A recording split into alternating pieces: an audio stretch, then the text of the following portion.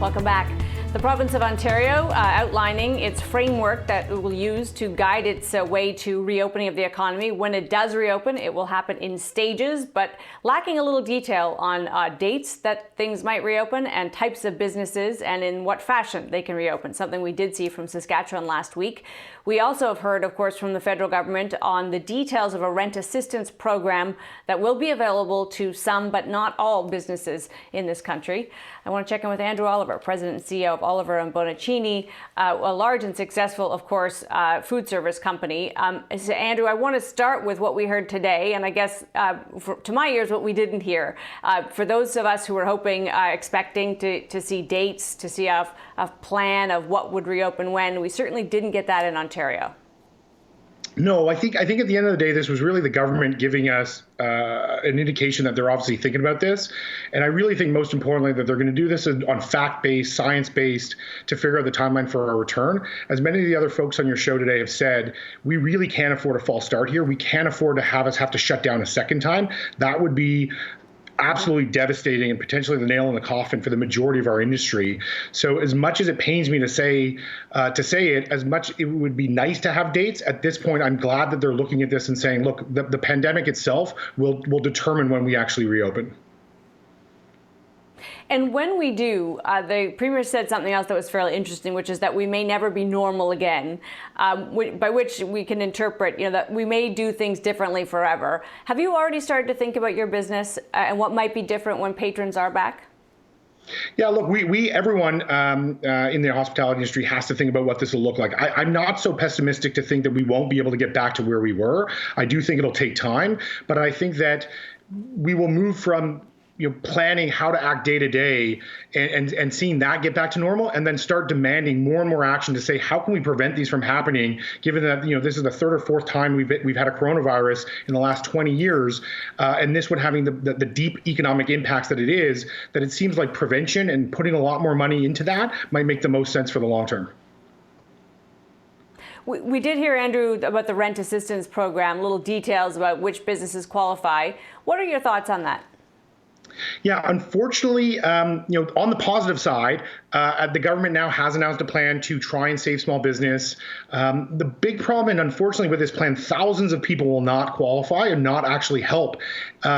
It is really strange to me that this is being called a small business rent relief program, given that small business has been completely bypassed. And unfortunately, and I can tell you firsthand from experience, we have absolutely no rights whatsoever here when you come to small business. Your business could be down 100% in sales, and you are 100% solely at the discretion right now of your landlord, whether they choose to save you or not. And I think that is a massive gaping hole that's going to have to be addressed.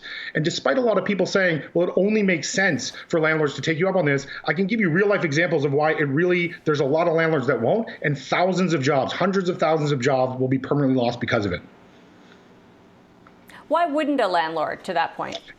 So we've been lucky. Most of our landlords have been working with us and said they want to work with us to solve these problems. We've had landlords that have been extremely predatory, demanding we sign non-disclosure agreements before even having a discussion about what they will or will not do for rents with us during this pandemic.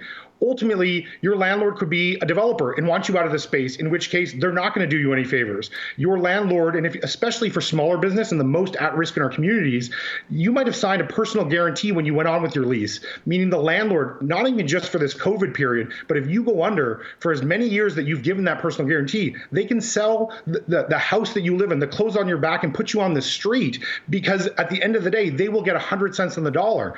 This plan is asking landlords, not demanding, not mandating, but only asking landlords to take a haircut to help small business. That to me sounds like more like a landlord plan than it does a small business plan, given small business has no rights or recourse whatsoever under the current guidelines of this plan. Does that seem like something that would be easy to fix, to introduce a little rights on the part of the business people involved here?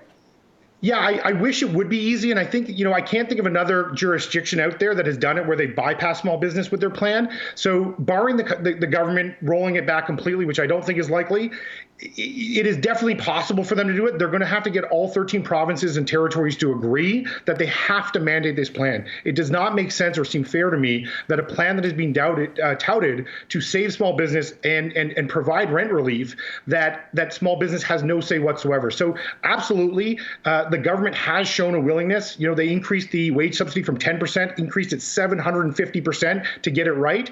My hope here is that they will do that, but with only 3 or 4 days or 5 days until the next rent payment, I'm very concerned of how many guys in our industry and how many folks in our industry will simply give up hope, given that there's so many ways in which our industry has fallen through the cracks with so many of these policies. Well, so to that point, it's days away, and as you say, and we should note, for folks who don't know Oliver Bonacini, you're sizable relative to most players in this industry, right? Most restaurants are not multiple locations food service that have the clout that you do, and you're still feeling these issues.